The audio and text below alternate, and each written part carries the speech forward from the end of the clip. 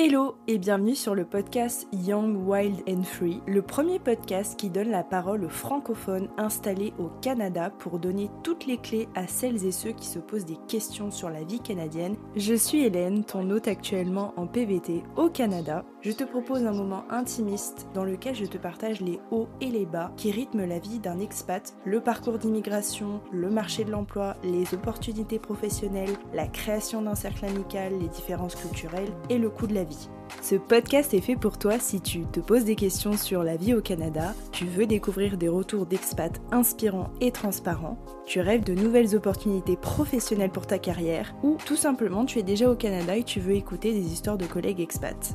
Je te donne rendez-vous chaque semaine pour partager mes doutes, mes victoires et mes rêves. Seul ou accompagné d'invités qui ont également tout quitté pour poursuivre leurs rêves, nous avons une mission, te raconter avec authenticité et transparence notre expérience.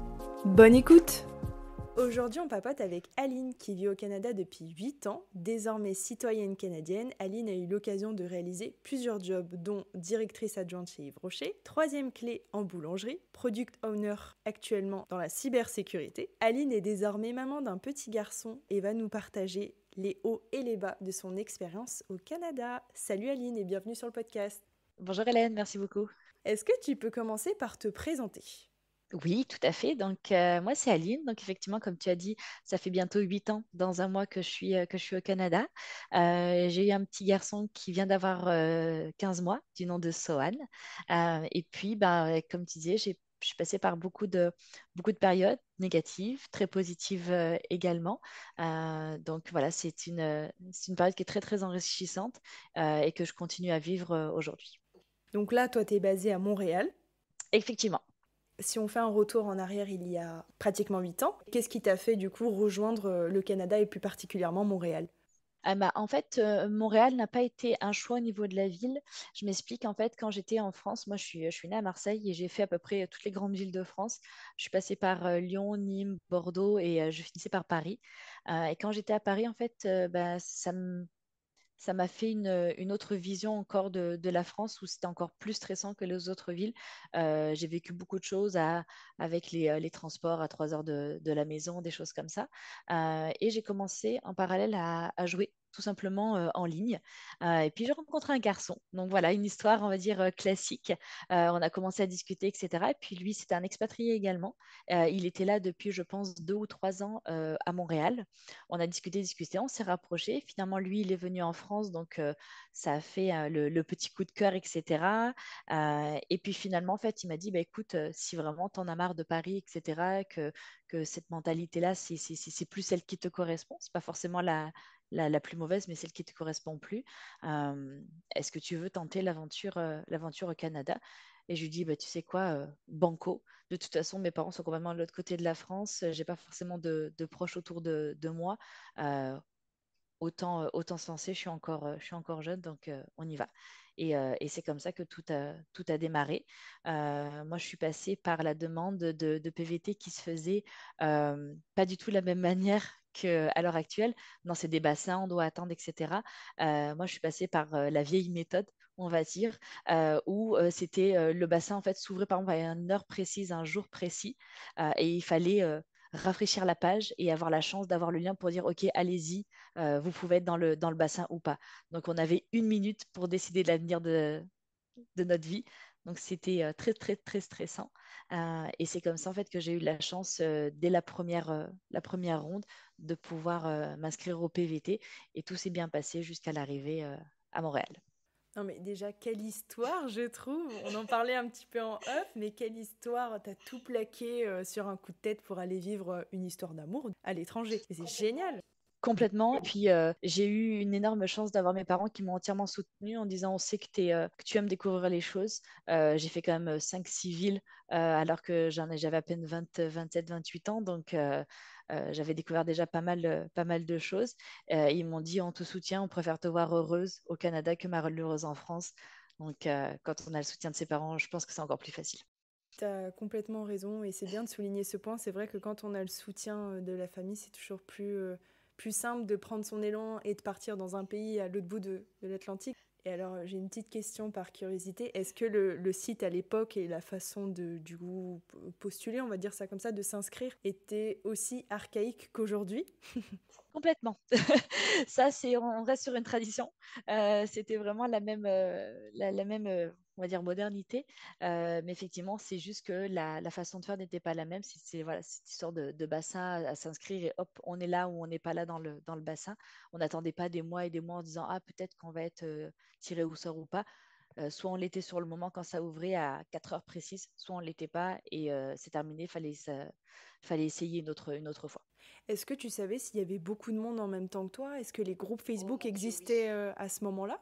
Mon Dieu, oui. C'est pour ça que c'était vraiment pas évident parce que en fait moi quand j'ai commencé à m'intéresser au PVT dans le groupe PVTiste à Montréal justement le fameux groupe Facebook, on était je pense à peu près 18 000. Je pense qu'à l'heure actuelle on est près de 50 000. Donc on voit l'évolution de l'intérêt aussi des Français à venir au Canada. Et quand moi j'ai fait la première ronde, après ils le disent à peu près les stats des personnes qui se sont connectées. Et il y avait, je pense à moi, à ma ronde à moi, il devait y avoir 1000 places et on devait être 15 000 personnes à essayer d'en avoir une. Waouh! Donc autant dire que la chance de l'avoir du premier coup et d'avoir ce fameux lien qui s'affiche à l'écran et dire connectez-vous pour les étapes suivantes, c'est un vrai bonheur de l'avoir quand ça s'affiche. Ah, mais j'imagine pas le stress que tu devais avoir. Et toi, ça a marché du premier coup ou t'as dû quand même te connecter, ouais. Ça a marché du premier coup. En fait, on avait une technique, on va dire, organisé une technique avec mon conjoint de l'époque où à 16h50, je m'étais connectée. À 16h58, j'étais vraiment sur la page et il m'a dit, tu attends 16h, enfin, 16h, 15h, 59, 55 secondes pour faire un rafraîchissement parce que une fois que tout le monde fait les rafraîchissements, c'est très très lourd pour le site, donc il y a beaucoup moins de chance aussi. Donc je l'avais sur mon téléphone avec je l'avais au téléphone directement en même temps pour lui dire, ok, là je vais rafraîchir, ok, là j'attends. Je lui décrivais toutes les étapes qui se passaient devant mes yeux et à un moment donné, j'ai explosé, j'ai fait j'ai le lien, c'est bon, je continue. Il était là, calme-toi, calme-toi. Je fais, ok, ok. Et c'est comme ça que j'ai réussi. Puis j'ai pas eu de difficulté parce que bah, pas de casier, j'avais pas de volonté de travailler avec les enfants ou dans la santé, etc. Donc ça a facilité aussi les choses. Et c'était un petit 250 €, je pense à l'époque. Je connais plus les prix aujourd'hui. Je suis un peu larguée, mais voilà, c'était un ordre de 250 € pour pouvoir finaliser la demande de PVT. Ok, donc tu obtiens ton PVT, tu pars pour Montréal. Exactement. Donc je l'obtiens au mois de juillet pour partir au mois d'août. Et là que tu poses tes valises à Montréal et qu'est-ce qui se passe, comment l'aventure démarre? Alors, l'aventure a démarré. J'ai d'abord rejoint mon compagnon de l'époque à Lyon. Donc, j'ai passé un petit peu de temps avec sa famille avant de partir. Et on atterrit ben, à Montréal, à Pierre-Éliott-Trudeau, le dimanche 15 août 2015. Il avait déjà fait les recherches d'appartements pour nous, parce que lui, il était en coloc avant que j'arrive. Pour lui aussi, c'était un petit peu un coup de poker, évidemment. Et la première semaine, je l'ai passé un petit peu à me balader dans la ville, un peu la découvrir. J'ai fait du bénévolat aussi. C'était un festival à l'époque qui se passait sur Mont-Royal. Puis il y avait des activités un petit peu pour tout le monde. Et puis je tenais le stand de mini-golf. Donc voilà, ça m'a fait découvrir un petit peu, commencer à parler aux personnes. Et j'ai senti une vague de bienveillance hallucinante.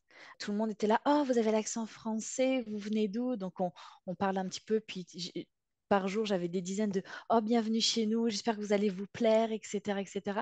Et c'est là où tu te dis waouh, c'est quand même très différent de la France. Je ne sais pas ce que ça va donner après parce que c'est le mode lune de miel, c'est tout beau, c'est tout rose, évidemment. Mais déjà, les premiers temps ont été extrêmement positifs pour moi. Et à partir de la deuxième semaine, j'ai cherché du travail.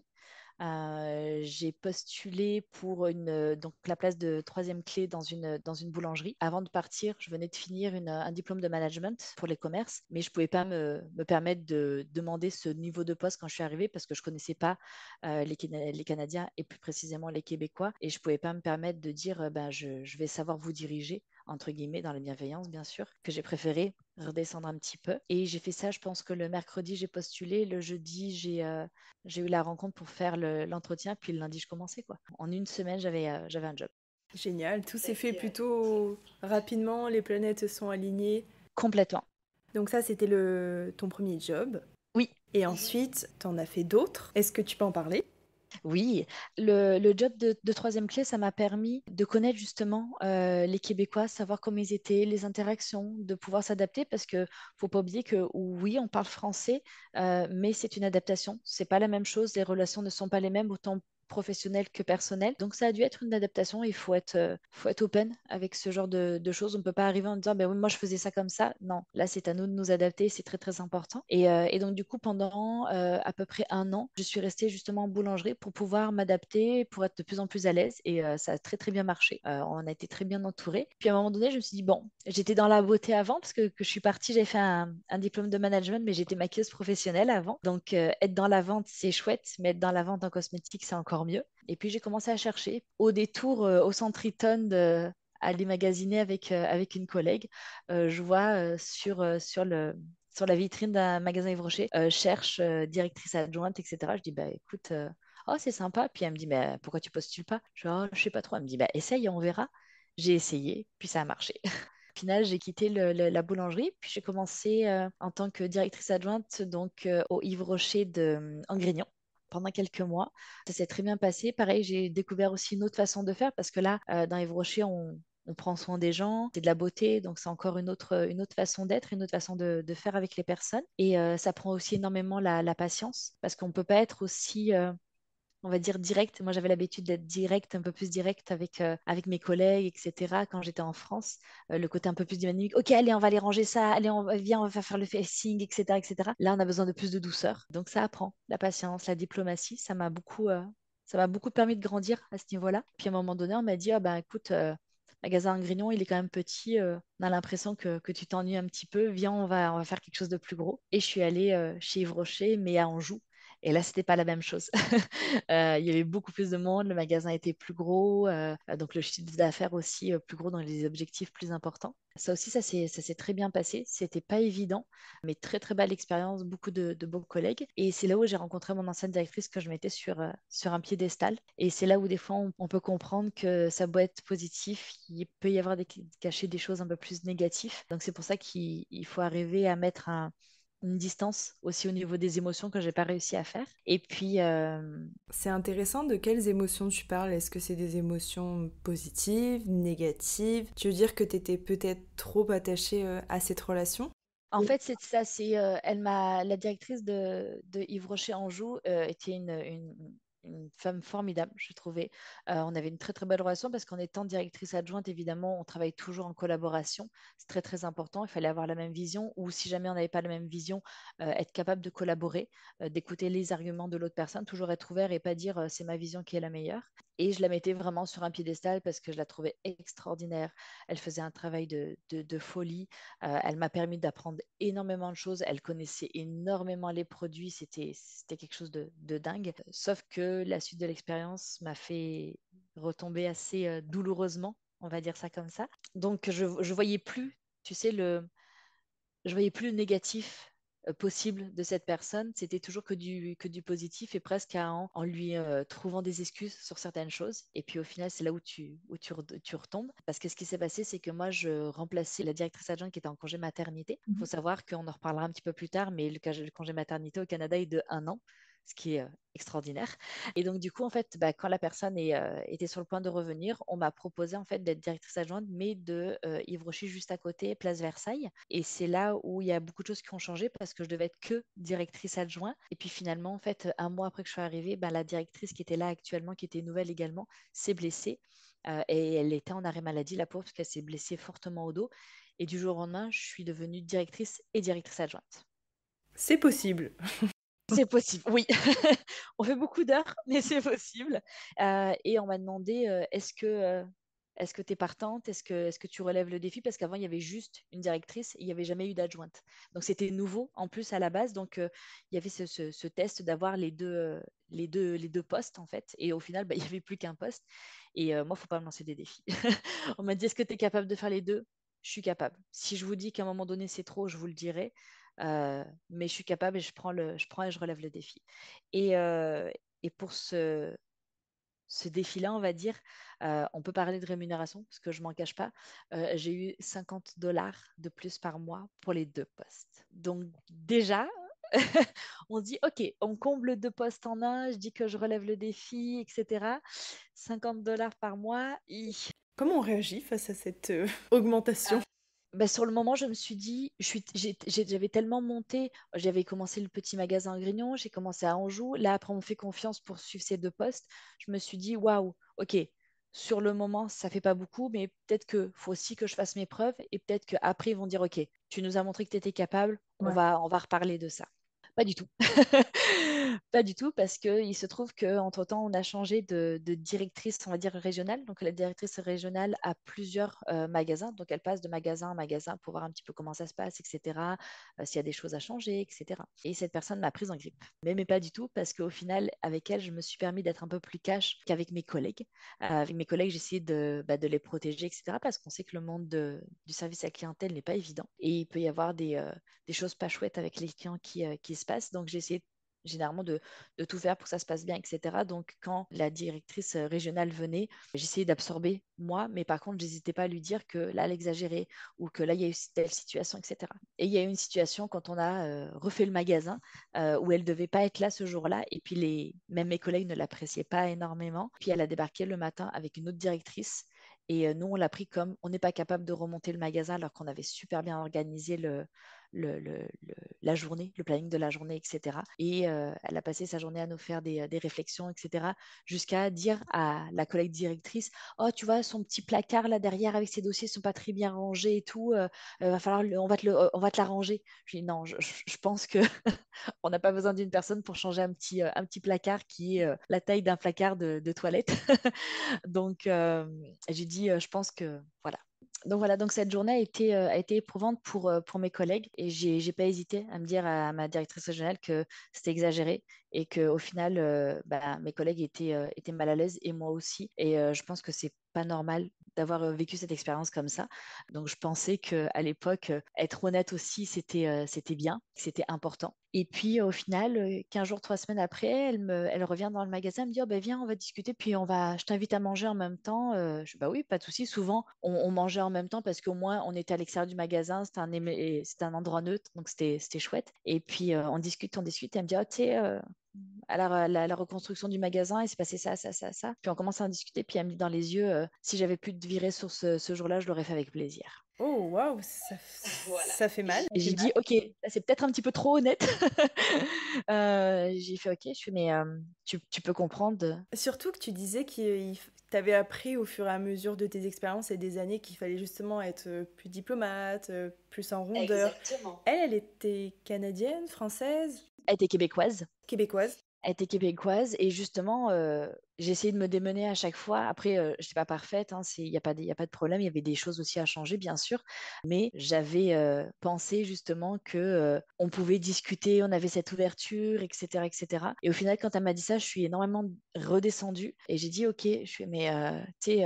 Il y a des choses qui se sont passées que je pense que c'est pas normal, etc. Elle a été très, très, très fermée. J'ai eu un mur. Et depuis ce jour-là, j'ai senti un malaise. À chaque fois qu'elle venait, je sentais qu'elle venait pas pour des bonnes raisons ou qu'il y avait des raisons cachées. Et elle a commencé à me dire, ah ben, la directrice de Anjou va pouvoir t'aider, va t'aider dans ton rôle de directrice. Et puis je me suis dit, ok, bah finalement, peut-être qu'elle a compris que j'avais fait ça pour le magasin, pour l'équipe, sachant qu'on avait des bons résultats au niveau du magasin. Donc voilà, il y avait pas d'inquiétude plus que ça à avoir. Et puis, pour faire court, parce que c'est là où ça a été le plus dur, c'est qu'un jour, un vendredi, après ma journée, j'avais réservé un massage avec une collègue, un massage facial, parce que bah voilà, c'était super sympa, super détente de le faire. Puis surtout que là-bas à Versailles, il y a 2 très très bonnes esthéticiennes. Et puis je me suis dit, ok, go. Et puis au moment d'y aller, il y avait tellement un monde dans le magasin. J'ai dit à ma collègue, je fais, écoute, tu sais quoi? Je paye quand même le soin parce que je t'ai réservé, puis je veux pas que tu aies de problème. Je vais quand même rester avec l'équipe. Je peux pas la laisser. Là, il y avait trop de monde, il y avait un rush, on sait pas d'où ça sortait. Donc j'ai dit, écoute, est-ce que ça te va? Elle me dit, ouais, il n'y a pas de problème. Et donc du coup, le vendredi d'après, on avait repris la même heure, mais moi j'avais déjà payé la semaine d'avant. Et je sais pas qui c'est qui a déformé les choses, etc. Et j'ai la directrice d'Anjou qui est venue, qui m'a posé des questions. Je lui ai expliqué qu'est-ce qui s'était passé. Puis, si c'était pas correct de le faire comme ça, vous me dites, vous m'envoyez une lettre. Non, on peut pas faire ça comme ça. Et il n'y a pas de problème. Et c'était au mois de juillet. Et puis, au mois de septembre, le 10 septembre, mardi 10 septembre exactement, ben, j'ai eu la directrice régionale et la directrice d'Anjou qui sont arrivées en disant, il faut qu'on te parle, etc. avec une lettre. en disant tu as fait un vol parce que tu as fait un soin non payé alors qu'elle savait très bien qu'il était payé, hein. Et j'avais la facture, j'avais le compte en banque, il y avait sur mon application de compte en banque, il y avait le paiement. Elle m'a dit donc c'est un bris de confiance, tu prends tes affaires et tu t'en vas, t'es viré.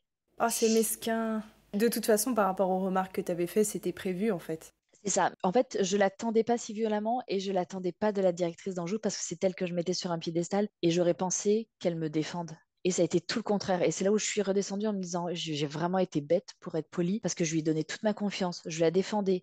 Quand il y a une personne qui me disait, méfie-toi d'elle, etc., j'étais là, non, je te jure, elle est vraiment bien, elle m'a appris beaucoup de choses. Et c'était le cas. Mais il y avait un côté que j'avais peut-être omis ou j'avais pas envie de voir, je sais pas. Et je peux t'assurer que tout le centre commercial m'a entendu ce jour-là parce que là, pour le coup, le côté français et grande gueule est ressorti et ça n'était pas très très joli à voir ni à entendre puisqu'ils ont été obligés d'appeler la sécurité pour que je sorte, sinon je mettais le magasin sans dessus dessous. Ah ouais, je les ai traités de tous les noms. Je dirais pas les mots ici, on est poli.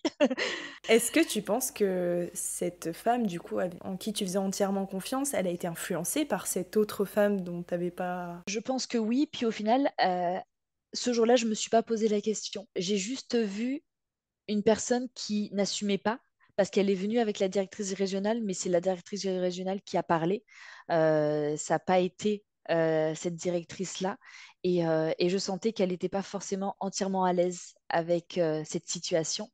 Donc c'est pour ça que j'étais très, très ambivalente par rapport à mes sentiments envers elle, parce que je me suis dit, est-ce qu'elle est là et puis elle est là parce qu'il ne faut pas qu'on soit seul? Est-ce qu'elle a joué un rôle, etc.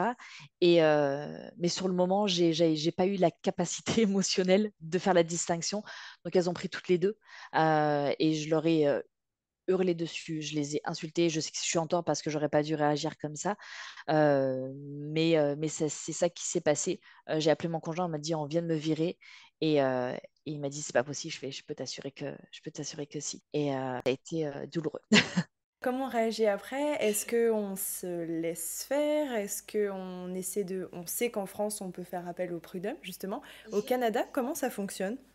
Alors, au Canada, si jamais il y a un problème avec un employeur, il y a la CNEST. Donc, c'est la CNESST. Donc, c'est en fait le comité d'aide pour les employés et les employeurs. Et je trouve que c'est un outil qui est très important parce qu'il ne faut pas qu'on se laisse faire. C'est pas parce qu'on est nouvel arrivant, etc., qu'il faut dire, OK, bah, c'est comme ça et c'est pas autrement. Non, il faut s'aider de cet outil si on en a besoin. Et moi, c'est ce que j'ai fait. J'avouerai qu'ils m'ont dit ça, il était 10h30 du matin. Mon conjoint est venu me chercher parce qu'à l'époque, j'avais pas mon permis de conduire, que je l'ai passé aussi au Canada. Et quand je suis revenue, j'ai eu le temps de redescendre un petit peu au niveau des nerfs parce que je t'avouerai que j'ai jamais été aussi énervée de ma vie parce que je me sentais vraiment trahie littéralement. Je leur ai montré, je leur ai dit, regardez, toutes les factures, elles sont là, toutes les factures des employés, tout est fait, etc. Je veux ressortir la facture de ce jour-là, vous allez voir que je l'ai payé le soin. Comme par hasard, elle ne retrouvait plus la facture. Enfin, voilà, tout a été un peu bizarre. Et puis, ben, le lendemain, je suis allée sur le site de la CNEST et j'ai déposé plainte pour licenciement abusif. Suite à ça, qu'est-ce qui s'est passé? Est-ce que tu as été contacté par, du coup, c'est un organisme? Est-ce que tu as fait appel à un avocat? Alors en fait, l'avantage de la CNES, c'est qu'il y a des accompagnements et des accompagnants, donc on n'a pas forcément besoin d'un avocat. C'est pas aussi lourd comme procédure, en tout cas à mon niveau. Donc Des médiateurs, non? oui, exactement. En fait, ce que j'ai fait, c'est que j'ai porté plainte pour licenciement abusif et harcèlement, parce que je l'ai senti comme un harcèlement de toujours me poser des petites questions insidieuses, etc., tout le long, parce que la construction du magasin s'est fait au mois de février et j'ai été licenciée au mois de septembre. Donc ça a été long comme période où je commençais à sentir des choses qui n'allaient pas. Donc le côté harcèlement n'a pas été retenu parce que j'avais pas forcément assez de preuves et je comprends leur décision. Par contre, le licenciement abusif a été retenu. Et effectivement, on a eu une médiation. La personne des ressources humaines, une personne des ressources humaines est venue, plus cette fameuse directrice régionale. Moi, j'étais accompagnée de mon conjoint de l'époque. Donc, on est allé dans une salle, etc. Et puis, le médiateur a commencé en disant, ben voilà, expliquez-moi pourquoi vous avez été licencié. J'ai regardé ma directrice régionale, je fais, il faut lui demander parce que je ne sais toujours pas. Parce que clairement, je ne savais pas pourquoi j'avais été licenciée. À part, t'aimes pas ma face, euh, je ne savais vraiment pas. J'avais, moi, mes opinions, mais ce pas des opinions peut-être professionnelles ou valables dans une instance comme ça. Donc, on a beaucoup discuté. Après, on a été séparés. Le monsieur a discuté, il a expliqué nos options, aller au procès, ne pas aller au procès, etc. Puis finalement, on s'est entendu sur un dédommagement monétaire parce que ce qui s'est passé, c'est qu'entre-temps, j'ai perdu mon grand-père dans la même semaine. Donc, le côté émotionnel aussi était peut-être un peu trop à fleur de peau et j'ai pas eu envie d'aller plus loin et d'aller faire procès. Le procès, ça allait être un minimum de 2 ans. Est-ce que vraiment j'avais envie de me lancer dans ça? Non. J'avais une compensation monétaire, puis de toute façon, ils nous ont dit au bout du procès, c'est soit une compensation monétaire, soit on vous réintègre. Est-ce que vraiment j'avais envie de réintégrer Yves Rocher? Et non, pas du tout. Donc au final, c'est une solution qui m'a convenu et que j'ai acceptée. Mais ils ont été le médiateur a été très clair sur mes options, sur ce que je pouvais avoir, ne pouvais avoir, les risques, etc., les durées. Donc j'ai été très très bien accompagnée. J'ai deux questions. La première, c'était un accompagnement qui était gratuit, du coup, ce médiateur. Tout à fait, complètement. Et deuxième question, combien de temps ça a pris entre le moment où tu as fait appel à lui et le moment où il y a eu le rendez-vous et le moment où il y a eu justement ces indemnités qui t'ont été versées? Alors, j'ai plus les dates précises, mais je pense que à peu près, on a dû attendre à peu près un mois avant d'avoir la médiation par rapport au moment où j'ai porté plainte. Et ils m'ont fait le virement monétaire 15 jours après. Quand même très rapide. Je veux dire, ça a été. Puis d'ailleurs, merci parce que du coup, j'ai pu acheter mon ordinateur avec la compensation monétaire. Mais c'est ça. Quel conseil tu donnerais à des personnes qui pourraient vivre ces événements-là, qui sont quand même douloureux? Et justement, avant d'enregistrer cet épisode, on disait qu'il y avait une certaine prévention à faire justement sur les méthodes de travail au Canada par rapport à la France. Comment tu pourrais avertir et faire un peu de prévention pour les Français qui nous écoutent?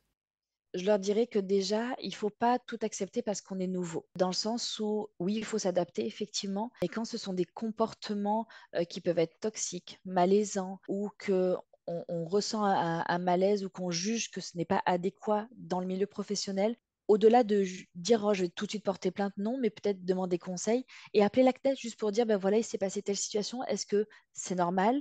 Qu'est-ce que je peux faire? Parce qu'ils ont des conseillers, donc ils peuvent conseiller sur les méthodes à voir, comment communiquer par exemple avec la personne qui pourrait poser des problèmes ou le comportement d'une personne. Donc ça, c'est important et c'est pas un échec d'appeler la CNEST, c'est pas du tout une faiblesse non plus. C'est d'avoir des outils. On a des outils pour ça, il faut les utiliser. C'est en plus, comme je disais, c'est un service qui est gratuit. Donc au contraire, ne pas hésiter à se demander si on se pose des questions et surtout parler. Ne pas rester dans le silence parce que ce genre de choses, c'est pas normal. Moi, j'ai eu une situation, je pense, extrême quand même, mais peut-être que si j'avais parlé à la CNEST avant, peut-être que j'aurais eu une médiation dès le départ dans le magasin où j'aurais pu travailler d'une manière différente peut-être avec cette collègue. Donc je pense que c'est important de ne pas laisser traîner les choses et pas de les ronger à l'intérieur parce que ça peut donner des choses pas chouettes.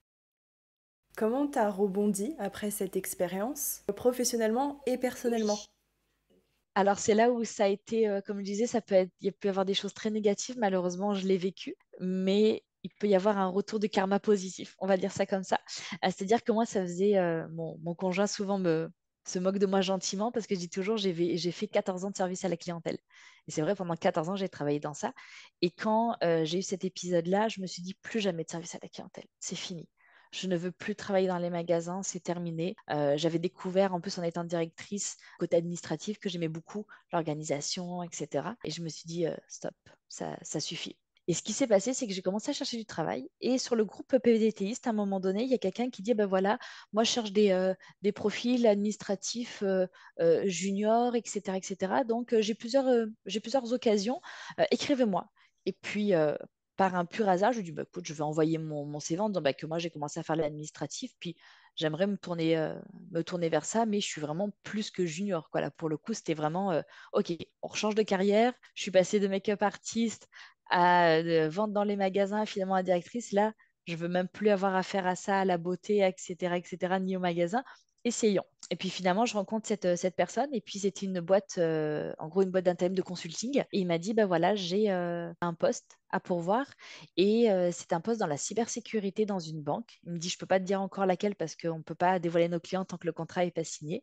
Et il dit, ben voilà, ça serait pour travailler dans la cybersécurité et être gardien des rôles. Gardien des rôles, pour expliquer ça, on va dire à haut niveau, euh, c'est que les employés en fait de la banque ont accès à beaucoup beaucoup d'applications et selon leur profil dans la banque, donc c'est-à-dire leur poste, selon leur groupe de travail, etc. et selon leur niveau, ils ont droit ou pas à avoir certains accès. Et donc du coup, quand on reçoit les demandes, ben, on a on va dire une base, ce qui s'appelle une matrice d'accès, où on va aller regarder, ben voilà, telle personne, elle demande tel accès, est-ce que selon tout son profil, elle y a le droit? Oui, parfait, on valide, non, on valide pas. Et du coup, bah, il me dit, bah, ok, parfait, je soumets ton profil au manager, puis le manager me dit, ok, on va la rencontrer, pas de souci, parce qu'il voulait justement quelqu'un de junior au début, parce que c'était pas un gros, gros travail, mais il y avait besoin. Et puis finalement, bah, ça a été à la BNC. Et j'ai rencontré un des meilleurs managers que j'ai que j'ai eu de ma vie, qui s'appelle Marcelin. Et puis, il me rencontre avec deux autres personnes. Et puis, on passe une entrevue super agréable où on parle un petit peu de tout, de pourquoi je suis là, pourquoi j'aimerais faire ça, c'est quoi, pourquoi le changement de carrière, etc., etc. On switch en anglais parce que bah, faut être conscient qu'au Canada, il va y avoir de l'anglais, c'est sûr et certain. Puis moi, mon anglais, j'avais réussi à le développer un petit peu justement dans les commerces, mais c'était pas encore très très développé. Et puis il me demande quel est mon film préféré. Et puis je lui sors, j'ai même pas réfléchi à la question vraiment, et je lui sors The Lord of the Rings. Et là, il y a une autre personne qui dit, mais comment tu peux dire ça? C'est nul et tout. Et en fait, on a commencé à plaisanter de pourquoi ça serait un meilleur film qu'un autre, etc. et tout. Et ça a été comme si je parlais à des collègues. Le feeling est passé direct. Ah ouais, c'était fou. Et donc, j'ai fait ça le jeudi. Et puis, le jeudi matin, je pense. Et le jeudi après-midi, donc, le monsieur de la firme m'a rappelé en me disant c'est ton profil qu'ils ont retenu. Donc là, il y a eu en fait, quand tu travailles à la banque, des choses comme ça, ils ont besoin de savoir ton casier judiciaire, si jamais tu n'as pas eu de problème, etc. Parce que c'est de la sécurité, puis c'est normal. Parce que nous, on a beaucoup d'accès, on est en cybersécurité. Donc, du coup, ils ont fait cette vérification-là, etc., que tout était bien, que j'avais pas de dette ou des choses comme ça, que mon profil était clean. Et quand tout a été fait, ben, en fait, j'ai été embauchée et j'ai commencé le 19 novembre 2019, le 18 novembre, pardon, 2019, un lundi à la Banque nationale. Ok, donc là, tu reprends pleinement confiance en toi grâce à cette expérience. Exactement. Déjà, ça s'est super bien passé au niveau de l'entrevue. Et en plus, c'est un changement total. Je n'avais jamais travaillé dans un bureau de ma vie. Parce que j'étais maquilleuse, donc c'était plutôt dans des studios, dans des voitures, sur un banc à la plage, enfin, plein d'aventures. Après, ça a été dans les magasins, donc toujours debout et tout. Puis du jour au lendemain, je me retrouve devant un bureau tranquille avec un ordinateur assis confortable. Et je suis là, waouh, ça change. Est-ce que tu penses qu'en France, tu aurais pu évoluer de cette façon, donc de la clientèle au bureau, etc. Jamais. Jamais. De make-up artiste à boutique, oui, parce que c'est ce que j'ai fait en France. Et parce qu'il y avait quand même un fil rouge, il y avait la beauté, parce que quand j'ai commencé à chercher un poste de vendeuse et pour arrêter le make-up artiste, que c'est très, très difficile en France d'avoir des contrats, j'ai postulé à Sephora. Donc, on restait dans le bien-être, la beauté, etc. Donc, ça me convenait. Donc, il y avait quand même ce fil rouge. Ici, c'est ça l'avantage et ça, je trouve la grande, grande force du Canada et du Québec, parce que moi, c'est le Québec que je connais, c'est qu'ils nous donnent la chance. Ils ne regardent pas forcément les diplômes, ils ne regardent pas ce genre de choses. Je ne dis pas de commencer en étant VP, donc vice-président ou des choses comme ça, ou des choses extrêmement techniques, mais quand on peut rentrer dans des travails qui ont une formation continue auquel tu peux évoluer, ils donnent énormément de la chance. Et là où j'en suis aujourd'hui, si j'avais pas commencé à la banque, je pense que je ne serais pas là où j'en suis aujourd'hui. Donc oui, ça donne beaucoup, beaucoup, beaucoup d'espoir. Donc aujourd'hui, tu es product owner donc, de cette banque-là et tu me disais juste en intro que tu avais justement eu une promotion. On peut en parler? Oui, il n'y a pas de souci. Bah, alors, en fait, pour remettre dans le contexte, j'ai travaillé pendant un an et demi à la BNC, où j'ai eu un manager qui s'est battu pour moi. En fait, on est arrivé avec une collègue, donc on était un binôme, et il s'est battu pour nous, pour qu'on ait un meilleur salaire, pour qu'on ait des belles missions, etc. Et puis, au fur et à mesure, moi, j'ai commencé à me développer encore et encore. Et puis, bah, de temps en temps, j'arrivais, je fais Marcelin, je m'ennuie, je peux pas avoir d'autres choses à faire. Il me dit, OK, on va essayer ça un peu plus compliqué. Puis c'est encore un petit peu plus compliqué. Et puis, et la fierté après, vers la fin, c'est que j'arrivais à tenir des conversations très techniques avec la personne qu'on appelle le dictionnaire de la GIA, donc la gestion des identités et des accès, qui était une personne, ça faisait peut-être 40 ans qu'elle était là. Et ce monsieur connaissait tout, c'était impressionnant. Et de pouvoir, ce qu'on appelle ici, le challenger. Donc, c'est un mot qui est très, très positif dans le monde du travail. C'est challenger quelqu'un, c'est OK, lui poser des questions pour dire OK, ta décision ou ta vision, est-ce qu'elle est pertinente? Donc, c'est vraiment très, très positif de challenger quelqu'un comme ça. Et j'ai pu tenir des conversations et j'ai pu évoluer comme ça. Et j'ai eu de plus en plus de missions, etc., et de responsabilités jusqu'à tenir une équipe quand malheureusement la Scrum Master, qui est une personne en fait qui est chargée du bien-être de l'équipe, de l'organisation, etc., est tombée en maladie. Je l'ai remplacée et ça a été super fluide et c'était vraiment génial. Et ensuite, ben, justement, là où j'en suis aujourd'hui, c'est que bah, j'étais consultante, moi, à la banque. Et puis, bah, la gestionnaire de l'époque, quand mon contrat a fini, elle m'a proposé de rester, mais les conditions qu'elle me proposait ne me convenaient pas. Et puis, c'est très correct. Donc, du coup, j'ai cherché un poste ailleurs. Je lui ai dit, bah, écoute, je vais finir moi mon contrat, puis je vais chercher ailleurs parce que les conditions que tu m'offres, le salaire, etc., c'est pas ce que je recherche. Puis, c'est très correct si tu peux pas me l'offrir. Je vais chercher. L'avantage, c'est qu'en plus, en TI, il y a beaucoup, beaucoup de postes. En ce moment, c'est un peu plus dur avec la conjoncture, mais ça reste un domaine quand même qui est très ouvert, où il y a le pouvoir d'évoluer énormément. Puis j'ai cherché et j'ai trouvé un poste d'analyse sécurité chez Industrial Alliance, donc dans les assurances. Changer un petit peu de domaine, mais toujours dans la cybersécurité, parce que c'est un domaine que j'ai découvert justement en rentrant à la BNC. C'est un domaine qui me fascine, qui est très important et qui, en plus, au final, est pour le client, parce que plus c'est sécuritaire au niveau des employés, moins les clients risquent. On a vu ce qui s'est passé à Desjardins. Ça apporte encore plus de poids, parce qu'il y a eu une fuite de données chez Desjardins il y a quelques années. Et c'était, je pense, en 2019, juste avant la pandémie, où beaucoup de personnes ont perdu pas mal d'argent. Donc, du coup, bah, la cybersécurité a été encore plus sur le qui-vive et tout le monde disait, OK, il faut qu'on mette de l'argent dans les projets de cybersécurité pour assurer ça. Et c'est pour ça que on a pu vivre beaucoup de choses. Et donc, je suis rentrée donc, analyste chez Industrial Alliance. Et là, je suis tombée aussi sur un manager qui était vraiment un gestionnaire qui était super et très, très humain. Donc, c'est ça. Et puis, donc, moi, j'ai travaillé donc, en tant qu'analyste sécurité chez Expérience Employée. Puis, au niveau des certifications, donc je ne rentrerai pas dans les détails parce que je ne pense pas que ce soit très, très, très intéressant. Je suis partie en congé maternité. Donc, ça, on en parlera après. Et puis, avant de revenir, j'ai ma gestionnaire, parce que ça avait changé entre-temps, qui me dit, ben voilà, au retour de ton congé maternité, j'aurai un défi pour toi, est-ce que tu veux le relever? Et ça serait donc product owner d'une équipe. Donc le PO est en charge de faire le pilier entre l'équipe qu'elle a sous elle, entre guillemets, mais qui ne lui appartient pas, et les lignes d'affaires. Donc c'est vraiment un pilier entre les deux. Et en fait, cette personne va recevoir les projets, etc. Et à l'aide d'un chargé de projet, va devoir prioriser les projets pour pouvoir organiser en fait le travail de l'équipe. Donc, travail hyper intéressant parce que je lui dis justement, je me demandais qu'est-ce que j'allais avoir au retour de ma congé maternité parce que, à nouveau, je m'ennuyais un petit peu, j'avais pas assez de travail, j'avais déjà fait le tour un petit peu de mon poste et puis j'avais besoin de plus. Et elle m'a dit, bah, ok, go, je te donne plus. Et puis là, la semaine dernière, j'ai eu encore la chance d'avoir une autre proposition, c'est d'être PO aussi, mais d'une plus grosse équipe encore. Donc, au lieu d'avoir 3 personnes sous moi, maintenant, je vais en avoir 15 dans une semaine et demie après mes vacances. Donc, c'est encore une évolution. Donc, comme quoi, on peut avoir des gros bas professionnels, mais on peut avoir aussi beaucoup, beaucoup de positifs.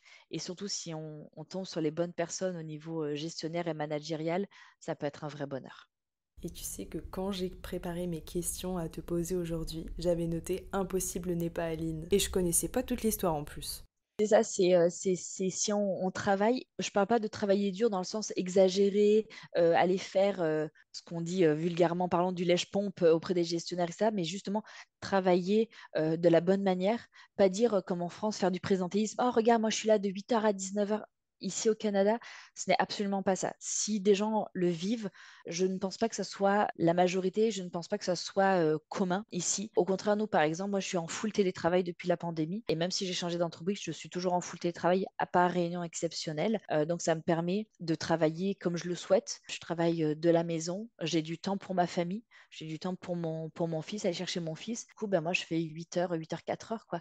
Donc, à 4h10, j'ai mon fils avec moi. Et ça, c'est un vrai bonheur parce que justement, ils ont une confiance de travail du moment qu'on leur montre qu'on travaille de la bonne manière et qu'il y a des résultats, il n'y a pas de problème. Comment tu penses qu'on peut évoluer de secteur en secteur? Quels conseils tu donnerais? Est-ce qu'il faut aller réseauter, je sais pas, lors d'événements, lors de salons, lors de forums? Est-ce que c'est sur LinkedIn que ça se passe? On pourrait aider une personne qui veut justement changer de secteur d'activité? Alors, je pense que le Canada déjà et le Québec facilitent ce changement de secteur et cette reconversion professionnelle parce que clairement, mon histoire a l'air extraordinaire, mais je pense qu'il y a pas mal de personnes qui vivent ce genre de reconversion professionnelle avec drame ou sans drame, mais cette volonté juste de changer, tout simplement, c'est quelque chose qui est possible ici.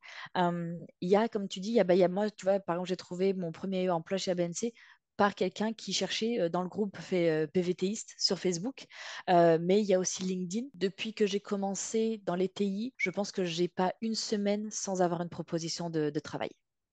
C'est impressionnant. Des fois, je suis là, mais attendez, j'ai l'impression d'être la huitième merveille du monde alors que je viens de commencer, que je suis junior, etc. Mais c'est tellement en demande ce secteur, etc., qu'il y a vraiment cette recherche-là. Ça tombe bien qu'on parle de ce sujet parce que j'ai l'impression que c'est effectivement un secteur qui recrute beaucoup. Mais est-ce que les juniors ont réellement leur place? J'ai l'impression qu'on demande quand même d'avoir quelques années d'expérience. Alors, en ce moment, effectivement, c'est un petit peu plus compliqué parce que ce qu'on va chercher, c'est des profils peut-être plus spéciaux. Donc là, on a besoin d'expérience. Moi, à mon époque, j'ai l'impression de faire vieille, vieille France, mais moi, à mon époque, en 2019, ce que la personne et mon manager recherchaient, c'était vraiment quelqu'un de junior parce que ça correspondait aux missions. Donc, ça dépend vraiment des profils, ça dépend des entreprises, des choses comme ça. Mais être junior, c'est pas non plus forcément une barrière infranchissable pour pouvoir commencer à se reconvertir. J'en suis complètement la preuve. Je veux dire, passer de make-up artiste à product owner de 15 personnes dans une super belle entreprise avec des méga gros défis, c'est quelque chose. Donc ça donne du stress, mais ça donne du bon stress.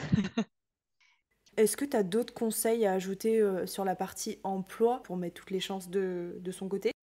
Pour évoluer aussi dans sa carrière, même si on ne parle pas de reconversion professionnelle, il ne faut pas avoir peur aussi de changer d'emploi et surtout de changer de compagnie. On le voit beaucoup, surtout aussi en consulting ou des choses comme ça. Quand on veut augmenter son salaire, etc., c'est très commun de changer d'entreprise en disant, OK, moi j'ai fait mon temps, j'ai fait mes missions, je veux aller plus haut. Et si l'entreprise n'a pas la capacité de donner plus, bah, généralement, c'est quand on va aller chercher à l'extérieur qu'on va pouvoir monter en disant, OK, bah, j'avais tel salaire, OK, je veux bien changer d'emploi et d'entreprise, mais il va falloir m'offrir plus. Parce que ce qui se passait, bah, je ne sais pas encore si c'est le cas, mais moi, à mon époque, en 2019, que c'était à l'entreprise de se vendre et ce n'était pas à l'employé de se vendre. Donc c'est très, très différent de la France où on nous dit les fameuses phrases, vos trois défauts, vos trois trucs, est-ce que vous prévoyez de tomber enceinte dans un an? Le truc complètement illégal d'ailleurs, et tout aussi illégal ici, je vous rassure. Mais voilà, quand je suis allée chez Industrial Alliance, mon futur gestionnaire, c'est lui qui m'a vendu l'entreprise et pourquoi je devrais les rejoindre. Et c'était pas le contraire. Et ça fait un bien fou parce que je me dis, waouh, on n'est pas là à se débattre. C'est eux qui doivent nous dire pourquoi ils ont des avantages et pourquoi il faudrait les rejoindre. Et je trouve ça génial comme méthode parce que ça donne une force et ça donne entre guillemets ce pouvoir-là, pas d'une manière négative, mais ça donne ce pouvoir-là de pouvoir te dire, ok, je peux aller changer, je peux aller chercher ma chance ailleurs et je peux pouvoir évoluer dans ma carrière justement grâce à ça. Donc C'est vraiment un game changer et je trouve qu'ils sont quand même conscients que le marché est dynamique, que ça bouge beaucoup et qu'ils doivent justement se vendre pour attirer les bons talents et faire en sorte qu'ils restent. C'est ça tout l'enjeu qu'il y a derrière. tout à fait. Bah, c'est pour ça d'ailleurs aussi que là, je viens d'avoir cette promotion parce que j'ai ma gestionnaire qui m'a dit clairement, si c'était pas toi, j'irai chercher à l'extérieur. Donc, soit tu l'acceptes, c'est pas une menace du tout, hein, mais elle me disait, le cas elle me dit, est-ce que tu relèves le défi? Je dis oui, carrément. Elle me dit, ok, bah, je suis contente. Elle me dit, sinon, j'aurais dû aller chercher à l'extérieur. Donc, c'est ça. Donc, c'est toujours cette opportunité-là qui font qu'on peut évoluer grâce à ça. Dernière question sur le travail que j'ai retrouvé, ça y est. Ma question c'était, est-ce que tu penses qu'avoir un profil varié, donc avec différents secteurs d'activité, différents intitulés, différents jobs, c'est une force au Canada? Parce qu'on sait qu'en France, justement, quand on passe d'un secteur à un autre, on a moins sa chance qu'un autre candidat qui sera resté dans le même secteur d'activité, qui sera toujours été, par exemple, tu parlais de la partie make-up, un profil qui aura été 100% chez Sephora, chez Nocibé, chez Yves Rocher, aura beaucoup plus de chances qu'un autre profil qui aura été chez McDonald's, chez Grand Frais, chez Microsoft, parce qu'il aura eu plusieurs en fait domaines d'activité. Est-ce que tu penses qu'au Canada, justement, c'est une force?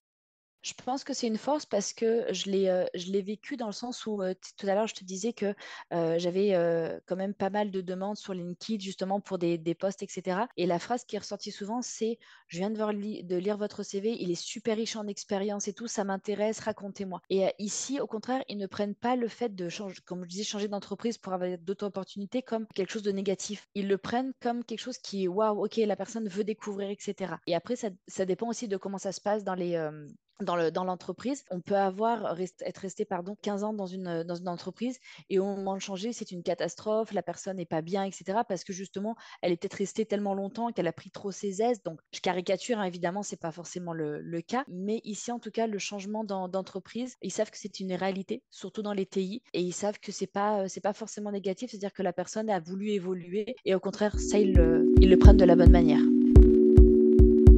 J'espère que cette première partie d'épisode avec Aline t'a plu. J'ai décidé de la diviser en 2 parties parce qu'il y avait beaucoup de choses à dire. Dans la première partie de l'épisode, on a beaucoup parlé du monde du travail au Canada et plus particulièrement à Montréal. On a parlé de vivre un licenciement, de faire une réorientation professionnelle. On a parlé des pratiques et des méthodes des RH ici. Donc je pense que l'histoire d'Aline est très inspirante pour beaucoup, en tout cas elle l'a été pour moi, parce que le message qu'on peut retenir, c'est que tout est possible au Canada quand on s'en donne les moyens, quand on est ouvert d'esprit, quand on est curieux et qu'on est proactif. Si je devais conclure, je conclurais comme ça. Si tu as aimé cette première partie d'épisode, tu connais la chanson, laisse-moi 5 petites étoiles sur Spotify ou sur Apple Podcast. Écris-moi si tu veux sur Instagram, mon nom c'est Chippy au Canada, ça s'écrit exactement comme tu l'entends. Et puis reste connecté parce que la deuxième partie de l'épisode arrive très vite. À tantôt comme on dit à Montréal.